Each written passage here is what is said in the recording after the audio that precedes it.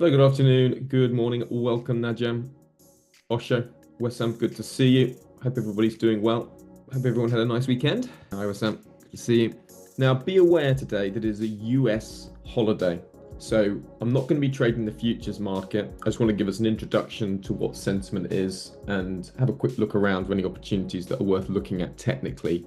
But we will not be having the futures session because of the holiday in the US, and we'll be back to normal tomorrow. And with earnings kicking off tomorrow, it's likely markets will be sort of tentative as we head into the rest of the session. So it's an easy opportunity just to give money back to the market. So it's not a time to be in.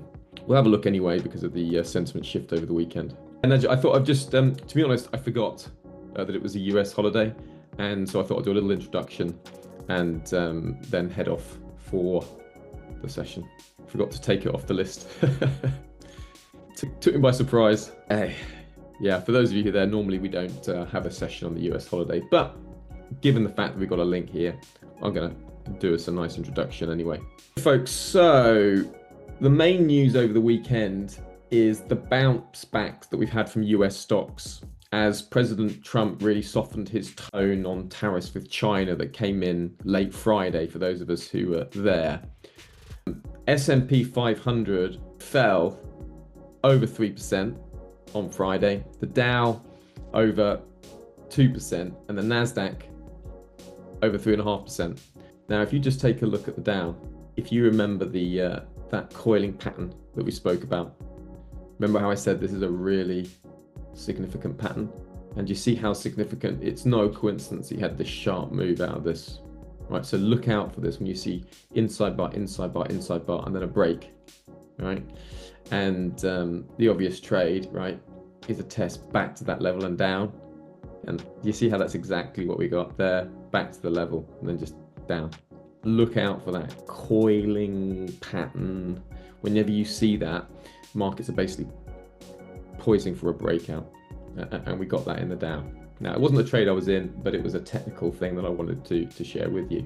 Now, the global tone is optimistic, but look at the VIX, we're still elevated here. Okay, so we're not out of the woods yet by any stretch of the imagination. And investors kind of interpreted Trump's comments on China as negotiating tactics, but we got valuations stretched, earnings seasons ahead, official economic data delayed out of the US by the government shutdown. And I'm seeing some conflicting reports on whether we're actually going to get the CPI on Wednesday. So, you know, the market's in this sort of tentative state right now. On Tuesday, we've got JP Morgan, Goldman Sachs, and Citigroup kicking off the earnings.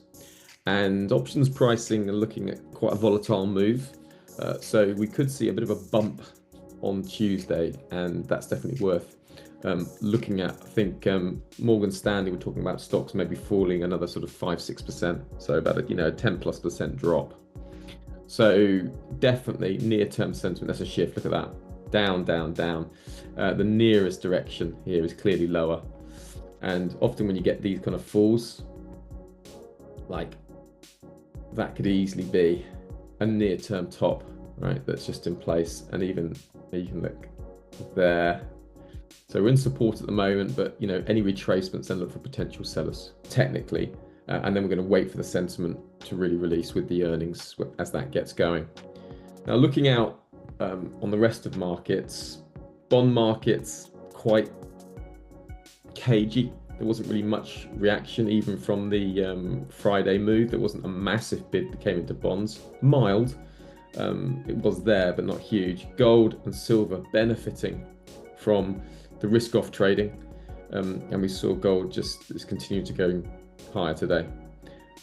Silver, $50 plus an ounce. WTI Brent crude, that's both down on the Middle East piece between Israel and Palestine that's developing, and markets are expecting more oil in the market, so that's why oil markets are moving lower. Copper just rebounding Friday's losses on those positive comments from Trump.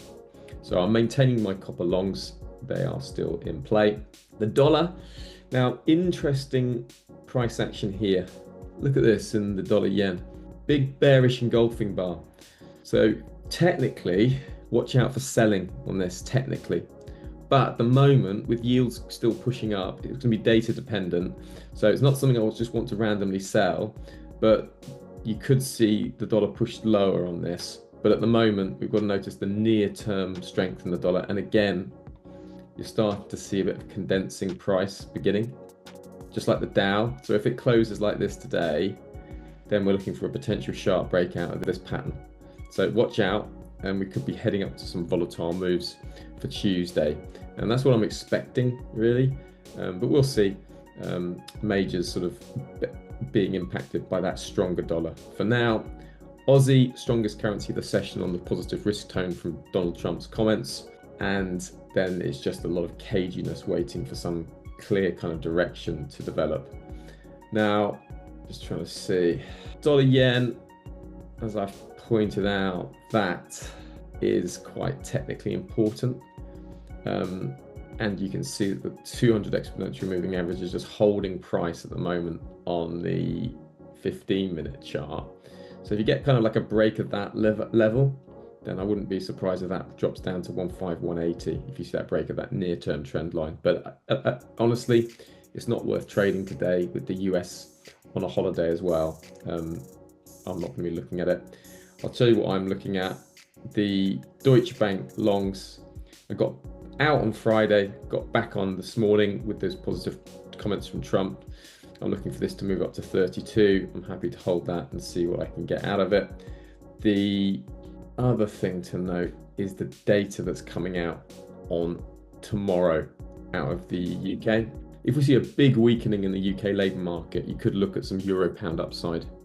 So if you saw average earnings coming in, well below expected, 4.5%, this coming in below 4.3% employment change, underneath 96,000, the unemployment rate, if that goes up, 4.9%. If there's a big miss in the UK data, then you could look for euro pound upside. Okay, that's definitely something that's worth looking at on early tomorrow. But apart from that, then we'll be coming back for the US data and a series of Fed speakers.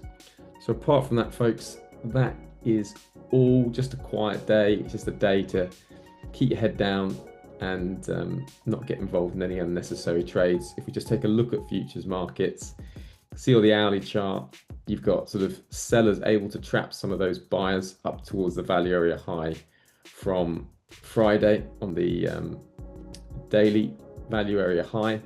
And you can see now in the very near term, we've had dip buyers in here and price is just trying to make its way higher. You can see that absorption coming in, that as the price is making lower lows, right? Price is making lower lows, the delta is making higher lows. So that absorption there, right, means that these sellers getting trapped here get up above this level here on the 15-minute chart. Then you expect this to keep trailing higher because you can see the absorption coming in. You see that? The delta is making higher lows, price is making lower lows. That means even that the lower price is going, the more buyers are stepping in. So you'd expect that to find dip buyers in normal conditions, but obviously we've got thinned conditions because of the US holiday. Okay, folks, that is all. As I said, we'll be back tomorrow for the future session. Other than that, I do bid you a very good afternoon. Just be careful. I wouldn't be getting involved in any unnecessary trades today and wait for things to kick off properly tomorrow. Yeah, you're welcome, Wissam, Osho, Ryan, Najam.